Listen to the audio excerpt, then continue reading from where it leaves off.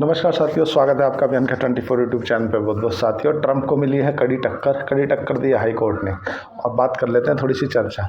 एक तरफ तो डोनाल्ड ट्रंप ने जो इस पर टैरिफ, रेसिप्रोकल टैरिफ, इसके ऊपर टैरिफ, उसके ऊपर टैरिफ, उस टैरिफ को लेकर के कोर्ट का स्टे आ गया है कि जो राष्ट्रपति ऑफ अमेरिका हैं, उन्होंने अपनी पावर का गलत इस्तेमाल किया है। उनकी पावर ही नहीं है कि वो इस रेसिप्रोकल टैरिफ वगैरह लगा सकते हैं। तो इसको लेकर के सुप्रीम वहाँ की हाई कोर्ट चले गए हैं डोनाल्ड ट्रंप। तो एक बात तो तरह तय हो गई है कि डोनाल्ड ट्रंप को भी कोई टक्कर देने वाला है नहीं। अभी तक तो लग रहा था कि डोनाल्ड ट्रंप ही सुपीरियर है। दूसरा जो झटका लगा है डोनाल्ड ट्रंप को, वो जो डोजी डिपार्टमेंट है, जो डिपार्टमेंट ऑफ एफिशिएंसी के हेड बना के रखे गए थे एलोन मस्क को, एलोन मस्क ने अपने डोजी डिपार्टमेंट से इस्तीफ़ा दे दिया है। इस्तीफ़ा क्यों दे दिया है? बोले भाई तू रहने, मेरी सुनता नहीं है और तू अपनी चलाता है। लोगों को लगता है कि ये दोनों मिलकर कर रहे हैं, उससे कहीं ना कहीं मेरा बिजनेस प्रभावित हो रहा है। भाई चाहे तुम्हारा सैटेलाइट वाला काम देख लो, चाहे ऑटोमोटिव से रिलेटेड काम देख लो, टैक्स लगा, वो बिजनेस इफेक्ट हो रहा है। और वहाँ के बहुत सारे व्यापारियों ने जो है ना, वहाँ की कोर्ट में एक याचिका दायर कर रखी थी कि ये रेसिप्रोकल टैरिफ से हमारा बिजनेस इफेक्ट हो रहा है, हमें कुछ जो पता ही नहीं चल रहा है ये क्या कर रहे हैं, कब किसके ऊपर क्या लगा देते हैं, टैरिफ किस पे कितना कर देते हैं। तो एक बात तो तय है कि डोनाल्ड ट्रंप के ऊपर ये जो कोर्ट की तरफ से स्टे आया है, स्टे मान लिया जाए कि ये जो आप रेसिप्रोकल टैरिफ लगा रहे हो ना, ये गलत है, आपको अपने राइट नहीं बनते, मतलब आपके अधिकार क्षेत्र के बाहर है। एक झटका तो ये लगा है। दूसरा झटका अमेरिका के डोनाल्ड ट्रंप को लगा है एलोन मस्क के कारण। एलोन मस्क ने जो कि अपना रिज़ाइन दे दिया है अपने पद से, तो ये भी इनको कहीं ना कहीं एक फीडबैक के लिए झटका लगा है। ठीक है। और हालांकि वे हाई कोर्ट गए हैं, वहाँ के हाई कोर्ट क्या है कि उसकी कई बार विचारधारणा लेता है कि कानून में क्या लिखा है। उसको जो लोअर कोर्ट है वो उन चीज़ों को नहीं रखते, वो रखते हैं कि भाई किसके साथ गलत हुआ, किसके साथ सही हुआ है। वो कानून के रूप से उसको देखा जाएगा कि इससे कहीं ना कहीं जो जिन कंपनियों का यूएसए में काम है या जिनको रेसिप्रोकल टैरिफ से नुकसान हो रहा था, उन कंपनियों में आज पॉजिटिविटी देखने के लिए मिली। चाहे आप आईटी देख लो, चाहे तुम्हारा जो वहाँ पे सोना बीएलडब्ल्यू देख लो, मदरसन सूमी देख लो, जो कंपनियां अमेरिका में बिजनेस करती हैं। देखो कल अमेरिका के जो बाज़ार है ना, वो गिर के बंद हुए और आज डाउ फ्यूचर 500 पॉइंट ऊपर दिखा रहा है और नेस्डैक तुम्हारा ऊपर दिखा रहा है। कारण सीधा है कि कोर्ट की तरफ से आने वाला है आदेश कि आप, अब कल बात कर लेते हैं कल के एफआईआई और डीआईआई के आंकड़े पे। अगर बात करें कल एफआईआई की, तो एफआईआई ने जो आपको देखने में लग रहा होगा कि 4,662 करोड़ रुपए का माल खरीदा है और डीआईआई ने 7,912 करोड़ रुपए का माल खरीदा है। पर नहीं साथियों, उसमें झोल है। आपको मैं बताऊंगा, एक्चुअल में ये खरीदा नहीं है, बेचा है। क्योंकि कैश में तो एफआईआई ने खरीदारी की है 4662 करोड़ की। ठीक है। और डाउ मतलब फ्यूचर और इंडेक्स मिला के, मतलब टोटल ये मान के चलो 3800 करोड़, 17, हाँ 3, मतलब 2100 करोड़ रुपए के फ्यूचर बेचे हैं, 3800 कुछ करोड़ रुपए के इंडेक्स बेचे हैं। तो नेट अगर एफआईआई की बात करें ना, तो 1250 करोड़ रुपए की बिकवाली है, ना कि एफआईआई की खरीदारी है। ठीक है। ये आंकड़े जरूर आपको लगेंगे कि यार कल तो एफआईआई ने माल खरीदा है, ना खरीदा नहीं है, बेचा है। और डीआईआई ने अगर ऑलमोस्ट कल के डाटा पे पहुंचेंगे तो लगभग 7,900 करोड़ में से भी अगर 750 घटा दो तो मतलब डीआईआई की मिलाकर 6,650 करोड़ रुपए के आसपास की खरीदारी है। लेकिन अगर इसको बल्क डील के हिसाब में आ जाओ, क्योंकि अगर 6,600 करोड़ की खरीदारी है और जो 12,000 कुछ करोड़ रुपए की तो आईटी से माल बेचा था कल, जो वहाँ के प्रमोटर ने 3.5% की हिस्सेदारी बेची थी, तो अल्टीमेटली कल के बाजार में बिकवाली है, ना कि खरीदारी है। 6,000 कुछ करोड़ रुपए की बिकवाली है। पर चूंकि ये सब मैथमेटिक्स का है कि बार देखने में लगता है कि कैश में खरीदारी है, मतलब बाजार नहीं।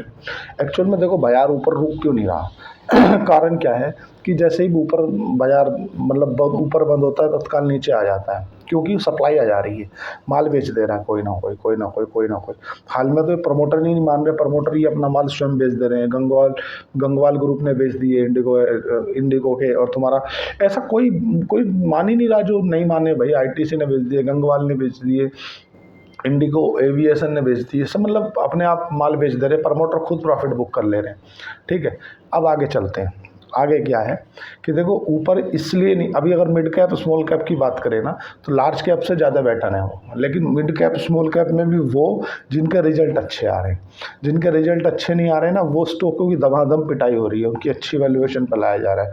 जिन कंपनियों के रिजल्ट अच्छे आ रहे हैं उन्हें दिक्कत नहीं है, ना आज है, ना कल है, ना परसों रहेगी, क्योंकि अल्टीमेटली बाज़ार ना फंडामेंटल को रिस्पेक्ट करता है लॉन्ग टाइम में। आपको ये बात मान के चलनी पड़ेगी, ठीक है।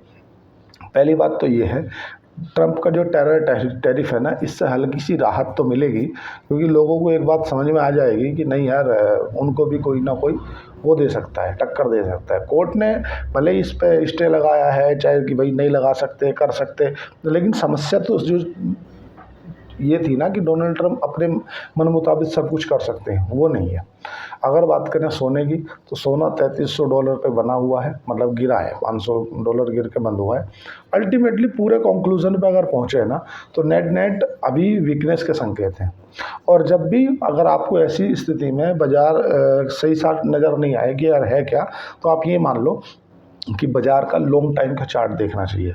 लॉन्ग टाइम का चार्ट जो कि 21,974 से हमने चलना चालू किया था, तो लंबे समय का जो चार्ट है निफ्टी का, वो तो पॉजिटिव ही है।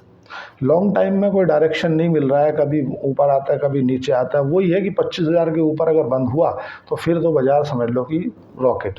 कोविड के केसेस बढ़ रहे हैं, जो बाज़ार को गिराने में जो सबसे बड़ा कारण आएगा ना सामने, वो आएगा कोविड के केसेस बढ़ना और उनके मौतों का आंकड़ा बढ़ना।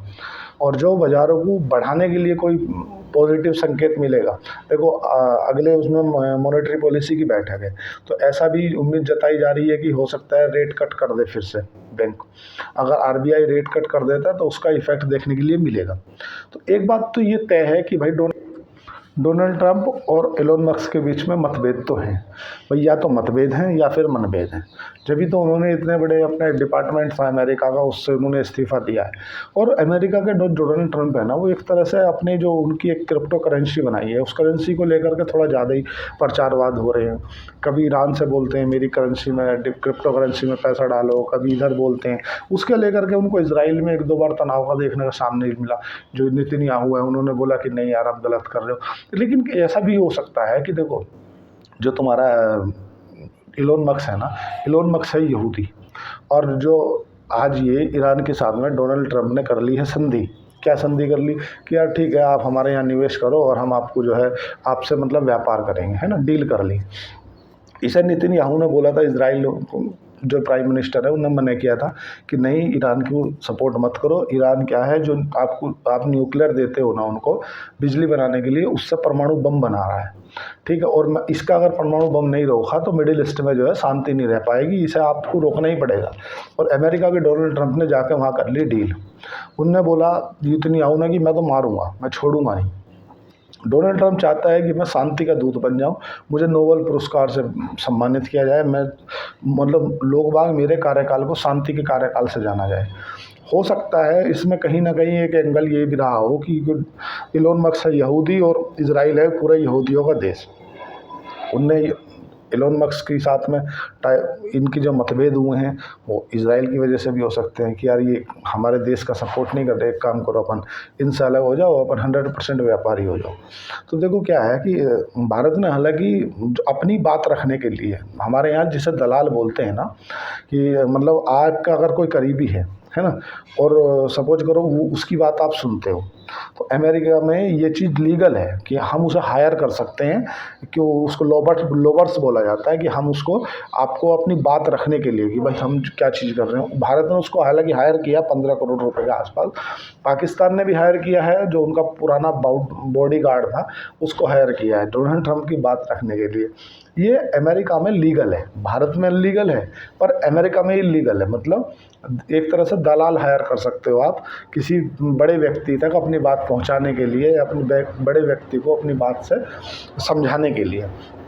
भारत ने वो किया है, क्यों किया है, क्योंकि जो ये अमेरिका है ना, अमेरिका का जब से इनकी पाकिस्तान की जो क्रिप्टो करेंसी के साथ में एक डील हुई है ना, तो तब से अमेरिका का थोड़ा सा झुकाव जो है ना पाकिस्तान की तरफ ज़्यादा हो रहा है। तो ये चीज़ आपको मान के चलनी पड़ेगी कि जो अमेरिका है ना, अमेरिका कभी भी भारत का सगा नहीं है। और अमेरिका की तरफ से एक रिपोर्ट निकाली गई है जिसमें ये बोला गया है कि भारत का जो दुश्मन है ना वो पाकिस्तान नहीं है, भारत का जो पहला दुश्मन है वो चाइना है। और चाइना क्या फ्रंट पे लड़ना नहीं चाहता, वो बैक डोर से पाकिस्तान को सपोर्ट करता है और पाकिस्तान अल्टीमेटली लड़ता है। और पाकिस्तान को हथियार सप्लाई, पैसा सब देता है। अब ये चीज़ मान के चलनी पड़ेगी कि इसका दो एंगल हो सकते हैं। पहला एंगल है क्योंकि ये सही भी है, हम देखते भी हैं। दूसरा एंगल मैं बताऊंगा। पहला एंगल तो ये भी है कि देखो पाकिस्तान के अंदर चाइना का बहुत पैसा लगा हुआ है, ठीक है। तो इस नज़रिए से भी, क्योंकि जो सिपेक्स रोड है, चाइना पाकिस्तान इकोनॉमिक कॉरिडोर, उस क्षेत्र को भारत की जो LOC है ना, POK पाक अधिकृत कश्मीर, उससे लेकर गया हुआ है। तो ये भी कहीं ना कहीं चाइना का फैक्टर हो सकता है कि चाइना ये चाहता हो कि यार अगर ये भारत ने कब्जा लिया तो मेरे हिस्से का क्या होगा, इसलिए भी थोड़ा उसको सपोर्ट कर रहा हूँ, मॉरल सपोर्ट और फाइनेंशियली सपोर्ट। और एक चीज़ और मान के चलनी पड़ेगी साथियों आपको कि अमेरिका को रूस को काउंटर करने के लिए, अब रूस अमेरिका का कट्टर दुश्मन नहीं रहा। पूछो क्यों? वो इसलिए रहा कि रूस, ये देखो देशों की जो लड़ाई होती है ना, इकोनॉमी लड़ाई होती है। अगर डेट टू GDP की बात करें ना, तो अमेरिका की 125% हो चुकी है। मतलब टोटल जो GDP है वो है $30 ट्रिलियन की, और जो अमेरिका के ऊपर कर्ज है ना वो है $36 ट्रिलियन का। तो जो मतलब जितनी इनकी GDP है ना, उससे 125% डेट है। तो इनका डेट टू GDP जो है ना वो 125% हो गया। तो इसीलिए ये हर देश के ऊपर टैरिफ लगा रहे हैं कि बेस पर टैरिफ लगा दो, उस पर टैरिफ लगा। कारण क्या है कि जो टैरिफ से आने वाला एडिशनल फंड है ना, उससे अपने डेट को कंट्रोल में किया जाए, ठीक है। और आज अगर अमेरिका के बाद सेकंड लार्जेस्ट बड़ी इकोनॉमी है ना, तो वो चाइना है। चाइना के लगभग 18-19 ट्रिलियन डॉलर की इकोनॉमी है। भारत तो अभी $4 ट्रिलियन पे ही है। मतलब भारत नहीं, अभी भारत से तो 5 गुना ज़्यादा है। भारत से 5 गुना ज़्यादा तो चाइना की इकोनॉमी है। तो अब एक बात देखी जाए तो हमसे आगे हालांकि तुम्हारा जर्मनी है। जर्मनी को हो सकता है आने वाले 5 साल में छोड़ दे। पहला एंगल तो ये हो सकता है कि भाई उसका पैसा लगा है। दूसरा एंगल ये हो सकता है कि अमेरिका चाहता हो कि भाई चाइना को युद्ध में भारत के साथ उलझा दिया जाए, और जब युद्ध में भारत और चाइना उलझ जाएंगे तो इंटरनली बैकडोर से भारत को सपोर्ट कर दो, तो भारत और ये दोनों आपस में लड़ते रहेंगे। क्योंकि कभी भी एक मतलब एक बड़े बुजुर्गों ने मिसाल दी है कि जो बड़े लोग होते हैं, जो मतलब एज द लंबे, ये समझ लो आप, जो बिजनेसमैन समझ लो आप, जो बिजनेसमैन लोग होते हैं वो कभी लड़ाई झगड़े पर फोकस नहीं करते। वो मामले को सॉर्ट आउट करने पर ज़्यादा ध्यान देते कि ठीक है यार कैसा है ऐसा, हाँ ख़त्म करो मामले को, सॉर्ट करो। लेकिन अगर ये भारत और चाइना दोनों, क्योंकि एक 4th लार्जेस्ट इकनॉमी है, एक 2nd लार्जेस्ट इकनॉमी है, अगर ये दोनों उलझ कर युद्ध में उलझ कर रह जाएगी तो युद्ध में क्या है, देखो हथियार का, बम का, गोलों का, है ना, और देश में जो सैनिक है उनका नुकसान बहुत होता है। तो उससे ना देश की जो ग्रोथ है ना वो धीमी पड़ जाती है। ग्रोथ धीमी पड़ जाती है तो उस लेवल से, जैसे अभी हमारी जो ग्रोथ है 7% के एवरेज में बढ़ रही है, तो हम मान के चल रहे कि 2047-2050 के आसपास हम विकसित देश बन जाएंगे। लेकिन अगर इसी बीच में 1-2 साल का युद्ध हो जाता है ना, तो हम कम से कम 30 साल पीछे चले जाएंगे। पूछो क्यों? देखो अगर देखा जाए ना, तो जब इजराइल और हमास का युद्ध हुआ था तो लोगों को ऐसी उम्मीद नहीं थी कि इजराइल हमास को इतने दिन तक मारेगा, क्योंकि हमास तो एज द एक वहाँ पे लीगल रूप से सेना नहीं है। मतलब वो एक मतलब मैं उसको आतंकी नहीं बोल रहा, पर इजराइल उसे बोलता है आतंकी संगठन। तो एक तरह से देखा जाए तो यार इजराइल तो संपन्न देश है और हर चीज़ से संपन्न है। उसके पास में तो ऐसे ऐसे मतलब अपने आप को प्रोटेक्ट करने के लिए एंटी ड्रोन मिसाइलें लगी हैं कि इजराइल को कोई कुछ कर ही नहीं सकता, और इजराइल सबको ख़त्म कर सकता है।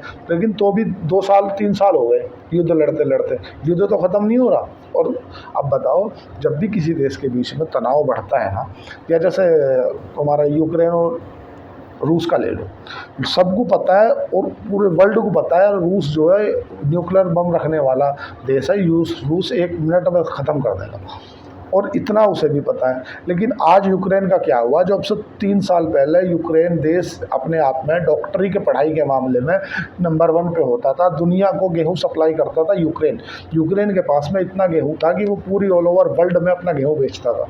कहाँ क्या हुआ?